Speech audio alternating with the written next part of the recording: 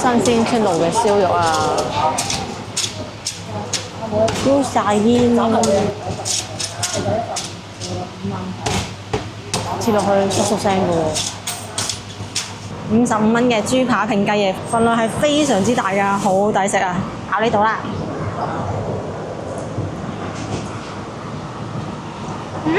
好爽口喎，香滑，冇雪味。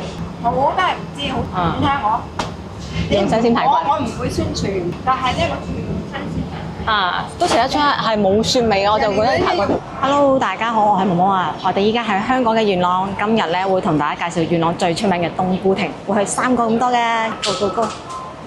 我哋依家咧就嚟到咗大棠道冬菇亭，官方咧係叫做大棠路熟食市場嘅。呢啲咧就係冬菇亭啦，因為個頂中間有個排氣口，好似隻冬菇咁，所以就叫做冬菇亭啦。冬菇亭咧其實就係大排檔嘅替代品，經營模式同大排檔係好似㗎。1950年嘅時候咧，香港就有大排檔㗎啦，因為當時發嘅牌咧叫做大排，所以就叫大排檔。咁後嚟政府咧就覺得大排檔好污糟喎，就唔再發大排啦。之後又響1975年嘅時候咧，起咗第一個冬菇亭，何文田愛民村冬菇亭，將以前嗰啲大排檔移晒去呢種冬菇亭度，發覺效果幾好喎，就一共起咗55個冬菇亭啦。去到80年代，政府又覺得冬菇亭都係唔夠乾淨啊，就開始用熟食中心替代咗冬菇亭啦。所以冬菇亭呢啲大排檔咧，係香港越嚟越少嘅嘢。因為政府喺80年代咧就已經唔再發牌㗎啦，舊嘅持牌人如果走咗就又少一間㗎啦。呢種牌咧係唔可以繼承㗎。冬菇亭咧就係元朗最有特色嘅地方，有啲店咧係早上賣粥粉麵，晚上咧就會變成小炒大排檔嘅，可能就得冬菇亭先會有呢種運營模式啦。我依家睇到嘅係早上嘅冬菇亭，好多本地叔叔阿姨咧喺度飲茶傾偈。我哋食嘅第一間咧係觀眾好推薦嘅市記，咁佢呢度係做飯嘅，觀眾就話佢嘅排骨飯好正㗎。咁佢仲有鹹魚飯啦、肉餅飯啦、肉片飯、臘味飯嘅，價格嘅話就32蚊。咁我哋咧就要個鳳爪排骨飯啦。唔該，俾一個鳳爪排骨飯啦。鳳爪排骨。鳳爪排骨飯32蚊，有2隻鳳爪，好多嘅排骨，聞到有肉香味嘅，飯嘅份量都唔細嘅。但係按我哋呢2隻大食怪嚟講咧，一個人係未飽嘅。咁啊，試一試個味道啦。我發覺咧好神奇啊！一般喺香港度咪話唔俾點一份嘅，咁我哋2個人係唔俾點一份嘅嘛。咁佢唔單止係俾我哋點一份，仲俾咗隻碗我哋嘅喎，即係可以 share 嘅喎，好好啊！即係我覺得嚟嘅呢幾日咧，我覺得香港嘅服務咧係冇話咁差，全部都好 nice， 好正嘅。咁我試咗個飯先嚇。佢排骨好多汁，滲晒落個飯之後係一個好正嘅排骨飯。而且米香味好足啊，有咬口，啲米唔錯。試埋個排骨。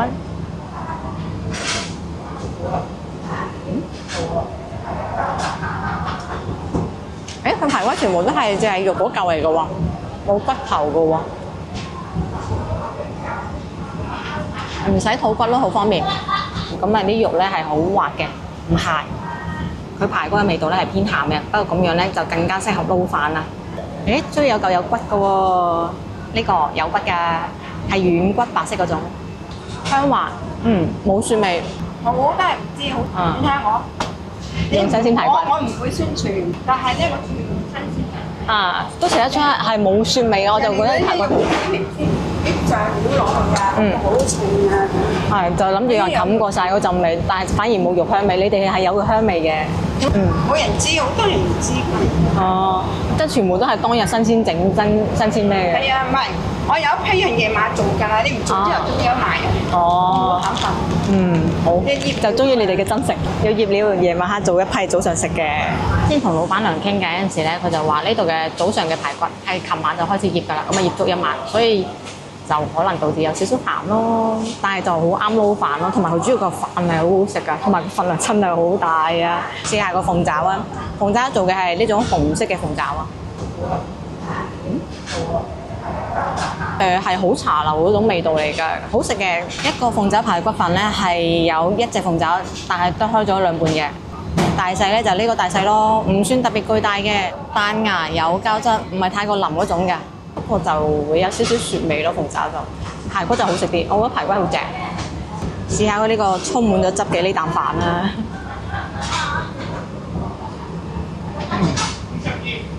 哇！好明顯試得出佢係有豬油嘅味道嘅喎。佢啲飯嘅質量真係好高，好好食嘅喎，口感好好啊！即係好樂意咧爬晒呢碗飯嘅咧。我覺得咧過到嚟，如果你真係要食飽啊嚇，抵食嘅，值得食嘅，因為個味道好唔錯。佢用嗰啲米好靚啊，口感好好啊，仲落咗豬油之後咧撈過，成個飯好食好多，好正。攞豬油咧就唔係屋企會煮嘅味道啦。一直都有好多人過嚟幫襯，好熱鬧。好搞笑啊！啱先因為我撈緊飯啊嘛，所以就比較慢啊嘛。然之後老闆娘就過嚟同我講：喂，你笑得慢過後邊嘅阿婆。我錯啦，霸咗人哋個座位咁耐，好彩佢而家唔係好多人啫，可以慢慢食飯。嗱，撈勻咗㗎啦。佢啲排骨真係好出色啊！我睇到咧，我用嘅係新鮮排骨。所以點解冇蒜味咧？就係呢個原因啦，有肉香味。佢呢個排骨真係好出色，好正，比其他店咧更加用心咁樣去做㗎。馬娘咧就話已經喺度60年啦，係冇變過嘅，一直就係咁樣專心賣飯嘅咋。秉持住一件事做到篤咯。反正我就做呢個飯，做咗咁多年，就堅持呢件事做就係㗎啦。如果街坊認同嘅話，就自然會過嚟食㗎啦。如果係吹到天花龍鳳冇實力嘅話，咁自然就會慢慢冇人㗎啦。你話非常好味咧，我覺得唔至於，但係係一種好健康、好家常嘅味道，同埋食個情懷啊，仲有呢度嘅人嘅精神啦。咁呢個排骨飯食完之後，我哋再去食另外一間嘅排骨飯，睇下係咪都係咁正嘅色。司機嘅旁邊咧就係張光記啦，不過好似係關咗門㗎咯，好講緣分啊！我見好幾間都休息關門㗎。7月15號休到8月3號啊，休咗半個月啦，我好向往呢個生活啊！啱先同司機老闆娘傾咧，佢都話係啊，過2日我都休息㗎啦，所以就話呢度啲人嘅精神好正咯，即係唔會話為咗揾錢就瘋狂揾錢，完全唔顧自己嘅生活嘅，佢哋係會顧自己生活㗎。我哋又出發去食下一間啦。呢個咧係雞地冬菇亭，又叫做建業街熟食市場。喺呢度咧有間好受歡迎嘅賣燒肉嘅店啊。呢間咧就添記燒臘飯店啊，非常之多人排隊啊，因為有新鮮出爐嘅燒肉賣啊。左邊嘅咧就係打包燒肉嘅，而右邊咧就係入去堂食嘅，唔好排錯隊啊。單拼飯嘅話咧就30蚊一碟，仲可以有雙拼啦、燒鵝單拼啦、燒鵝雙拼啦、乳豬飯、乳豬雙拼、乳豬燒鵝，寫明冇味精嘅例湯啦，13蚊一碗嘅。叉燒嘅話咧係148蚊一斤，燒肉咧就198蚊一斤。有啲雞、鵝、鴨啊、乳豬嘅，睇完菜單我哋睇睇份燒肉啊，仲標緊煙㗎。依家切緊嘅呢嚿係叉燒，新鮮出爐嘅燒肉啊！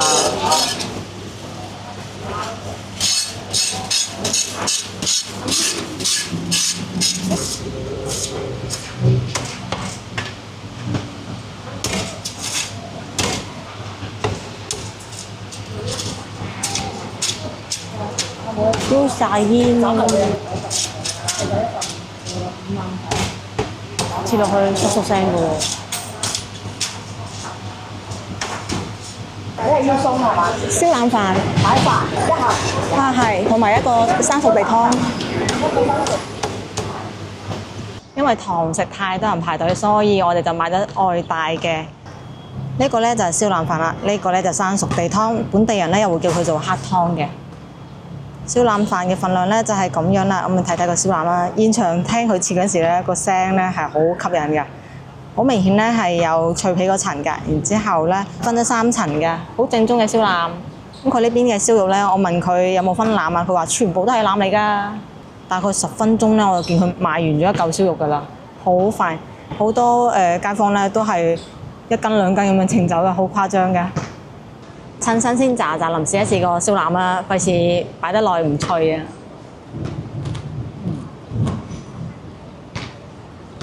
好脆啊，好香。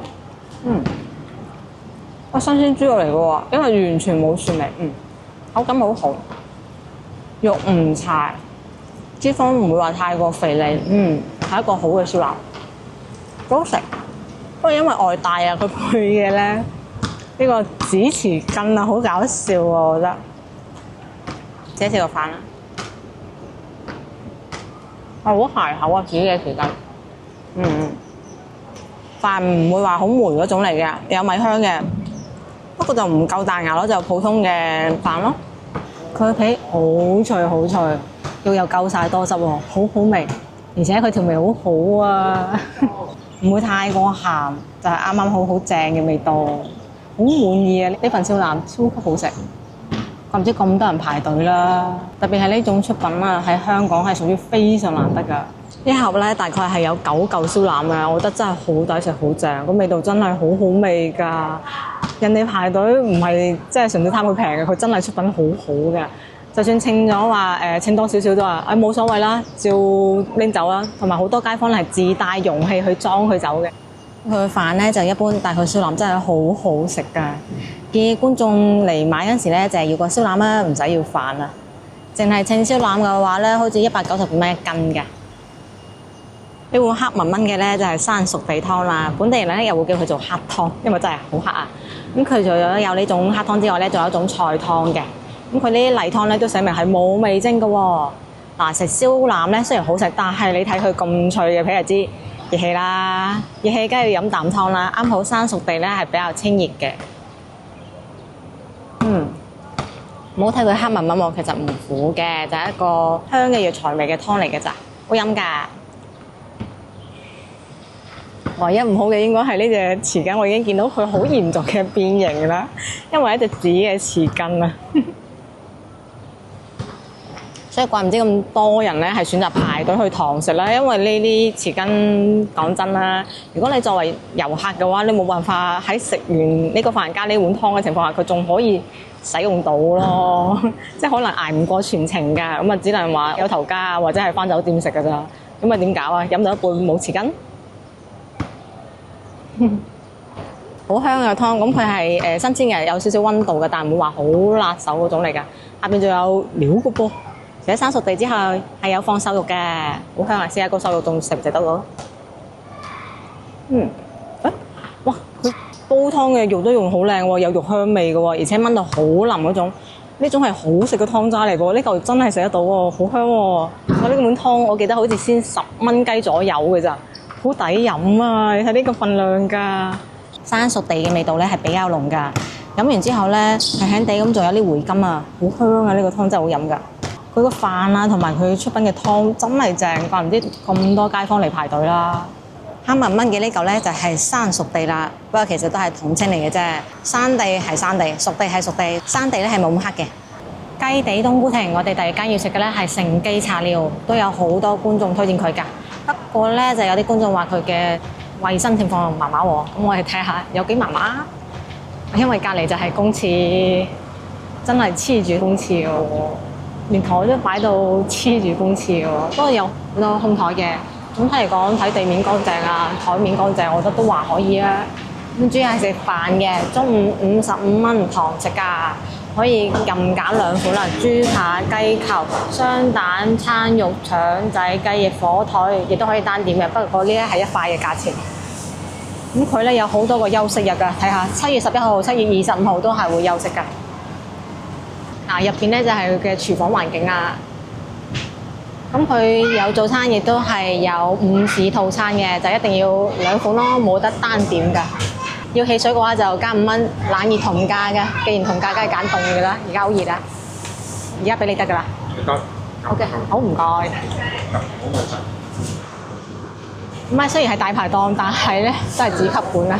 55蚊嘅豬扒拼雞翼，份量係非常之大㗎，好抵食啊，好正啊，仲有搭菜添啊！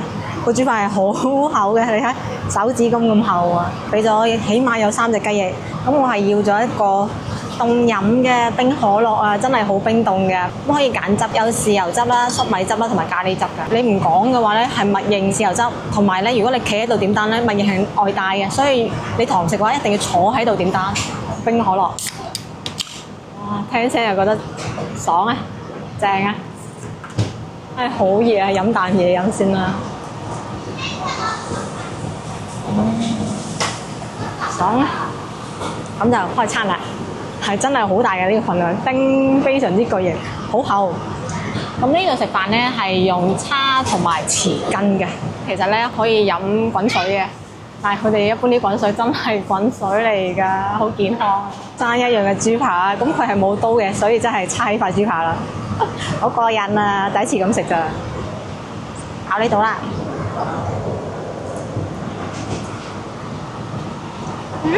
好爽口喎！條味咧係甜甜地㗎，同咁大份肉一齊咧係好食嘅喎。唔膩咁睇上去咧，我會覺得佢豬排有啲肥啊，即係白色啲肥膏，但係其實食落去咧係爽口嘅口感嚟㗎，唔係嗰種一咬就咇一聲嗰種好肥膩嘅油嚟㗎。唔錯，最緊要份量咁大，我覺得好正咯。我試一試佢嘅雞翼啦，雞翼亦都係好大隻嘅雞翼啊，巨型嘅雞翼啊！冇明顯嘅蒜味，我覺得唔錯㗎。佢主要兩份嘅味道咧係非常之入味㗎。佢嘅豉油汁咧係偏甜㗎，食落去咧其實唔膩㗎，好食嘅呢個味道係有一次瑞士汁嘅感覺啊！份量真係好驚人啊！同埋我發覺你食咗幾餐飯啦，佢兩個人咧都俾我點一份飯，同埋會俾埋隻碗我嘅喎。依家嘅香港服務唔同咗以前喎，其實真係好唔錯。起碼喺元朗同埋屯門嚟講，我覺得係非常之好嘅。佢唔會醃得太過犀利，係食到肉香味啊，同埋入邊有啲汁㗎。有啲落嗰啲鬆肉粉咧太嚴重嗰啲咧，根本就唔覺得食緊一嚿肉㗎。呢嚿咧係正㗎，佢俾嘅豬扒咧係靚㗎，唔錯，口感係總體好爽脆㗎。你睇啲肉係一梳一梳，有紋理有汁㗎，唔係嗰種冰好耐嗰啲好差嘅扒嚟㗎，而且份量真係好巨型啊！最緊要咧，佢俾嘅位置好靚啊，係有肉食㗎。有時有啲豬扒咧又係好縮骨嘅，一大嚿骨少少地肉都叫扒嘅，但係嗰啲就性價比唔高咯。呢個咧係真係性價比高嘅豬扒。雞翼咧就麻麻地，入邊你睇下醃得唔夠入味啊，冇嗰種豉油汁嘅味道㗎，而且煮得太過腍啦，已經冇肉嘅口感啦。如果你食豬扒嘅話，就唔建議拼雞翼啦。不過佢嘅飯咧就麻麻地，好削嗰種飯嚟㗎。我個人咧就唔係好中意，冇咩米嘅口感啊，又唔夠米香味啊，仲有少少煮過籠啊，好糊啊，即係缺點都係好輕微嘅，但係集合埋一齊之後咧，就覺得麻麻地啦。就係好普通嘅碟頭飯嘅飯咯。咁佢俾嘅豉油汁咧係好多嘅，所以一定要撈勻。唔撈勻嘅話咧，食嗰啲菜啊係特別甜嘅，甜到離譜啊！而且食到最後咧，會覺得啲菜有少少苦嘅。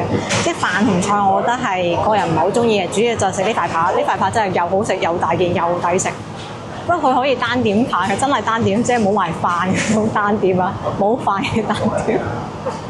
好搞笑，我就諗住唔飽啊嘛，咪要埋飯咯，都唔夠最正，真係單點唔飽嘅。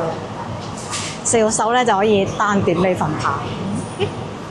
其實呢間成記茶寮咧都幾難評價㗎，因為單點佢個扒嘅話咧係可以去到5星推薦嘅。但如果加埋個飯啦同埋個雞翼之後咧，我覺得最多俾到3星推薦。咁我哋依家咧就去下一個冬菇亭食下一間鋪啦，Go Go Go！呢個就係激陽路熟食市場啦。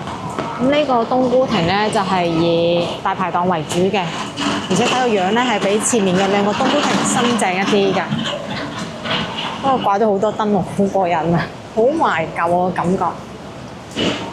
有雨棚嘅，所以就算落雨都唔怕嘅。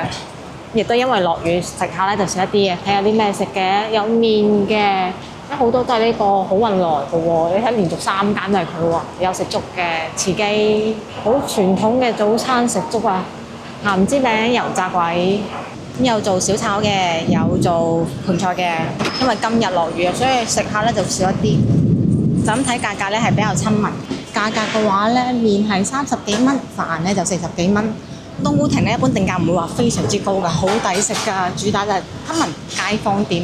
咁佢旁邊咧就係巴士總站，應該好多部車都停咗喺度㗎，仲有個公廁添啊！咦，我發覺冬菇亭附近咧都有個公廁㗎喎。咁呢個衞生問題究竟嚴唔嚴重咧，就真係唔清楚啦。不過方便咧，我就覺得幾方便嘅，配套設施都幾齊全啦。我發覺香港咧呢天橋好方便啊，就算落雨都唔怕淋親啊！而且有好多個唔同嘅方向都有起呢天橋㗎，可以通往四方八面。今次嘅冬菇亭美食之旅真係好有趣啊！非常多謝觀眾嘅推薦啊！咁今期影片咧就到呢一度啦。中意我嘅視頻嘅，想食地道粵菜，記得關注頻道喎，點個 like 啊，翻去俾身邊嘅朋友仔。下期見啦，拜拜。